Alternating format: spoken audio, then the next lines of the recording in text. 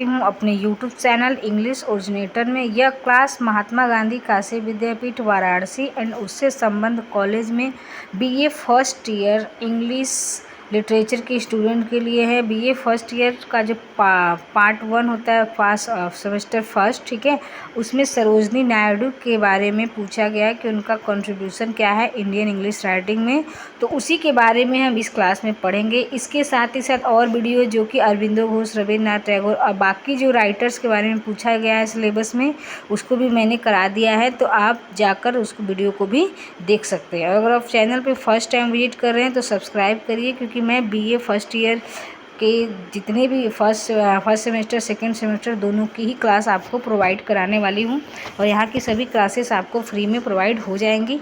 तो स्टार्ट करते हैं आज की क्लास। बायोग्राफी उनका देखते हैं। Sarojini Naidu was born in Hyderabad on 13 फरवरी 1879। सरोजनी नायडू का जन्म हैदराबाद में हुआ था 13 फरवरी 1879 में, ठीक है, आप स्क्रीनशॉट लेते चलिएगा। सरोजनी नायडू का जन्म हैदराबाद में 13 फरवरी 1879 में हुआ था। इसके साथ ही साथ आप उसको याद भी करते रहिए। Her father was Aghorinath Chattopadhyay. उनके पिता का नाम, फादर का नाम अघोरीनाथ चट्टोपाध्याय था। हर मदर नेम वाज वरादा सुंदरी देवी। उनकी मम्मी जो है, माता का नाम है वरादा सुंदरी देवी, ठीक है। पापा का नाम है अघोरीनाथ चट्टोपाध्याय और मदर है वरादा सुंदरी देवी, और जन्म हुआ है हैदराबाद में 13 फरवरी 1879 को। Her father was a Bengali Brahmin and principal in Nizam college, ठीक है। उनके जो फादर है वो बंगाली ब्राह्मण थे, ठीक है, ब्राह्मण थे। इसके साथ ही साथ वो निजाम कॉलेज में प्रिंसिपल भी रह चुके थे।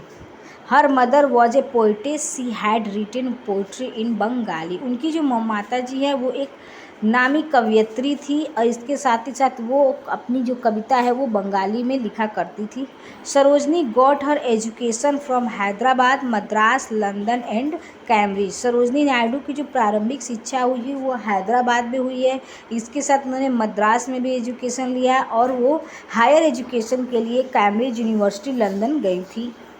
सी वॉज अ ट्रू पैट्रियट। उनके मन में देशभक्ति की भावना बचपन से ही थी। इसी के लिए उन्होंने भारतीय राष्ट्रीय आंदोलन में अपना योगदान दिया था। She joined INC. उन्होंने इंडियन नेशनल कांग्रेस को ज्वाइन किया था। She was influence from Mahatma Gandhi. वो महात्मा गांधी जी से बहुत ज़्यादा प्रभावित थी। She became take part in Indian struggle movement, ठीक है, वो उन्होंने भारतीय स्वतंत्रता आंदोलन में भाग लेना शुरू कर दिया था। She was appointed Congress president in 1925। इसी के साथ 1925 में वह कांग्रेस की प्रेसिडेंट भी नियुक्त हुई थी। After independence she became governor of the United Provinces in 1947। जब 1947 में हमारा देश आज़ाद हुआ तो उनको यूनाइटेड प्रोविंस का गवर्नर बनाया गया था।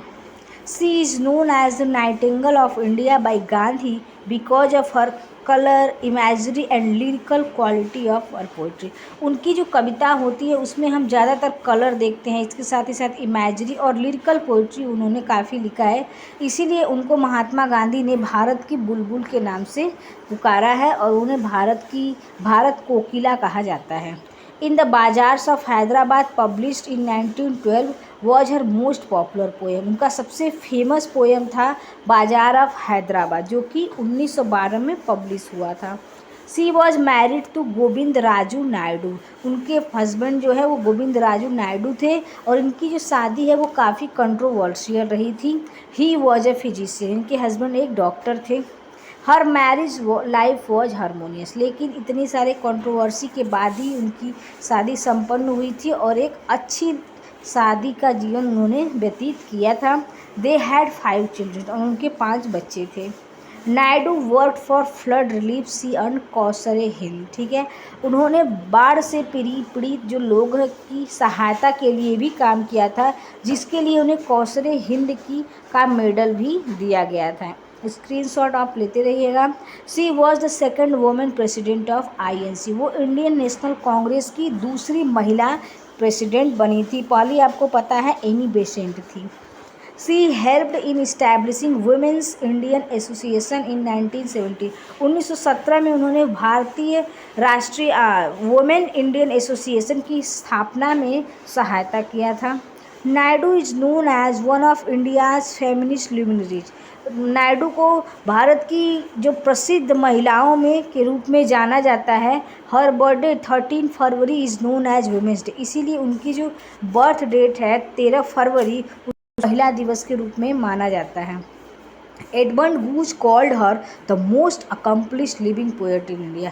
एडमंड गूज ने उनको एक कॉम्प्लीमेंट दिया है कि वो भारत की सबसे मोस्ट अकम्पलिश्ड लिविंग पोएट उस समय रही थी। हर लिटरेरी कैरियर वॉज ल्यूमिनस। उनका जो साहित्यिक करियर बहुत ही चमकीला था, बहुत ही फेमस हुआ था।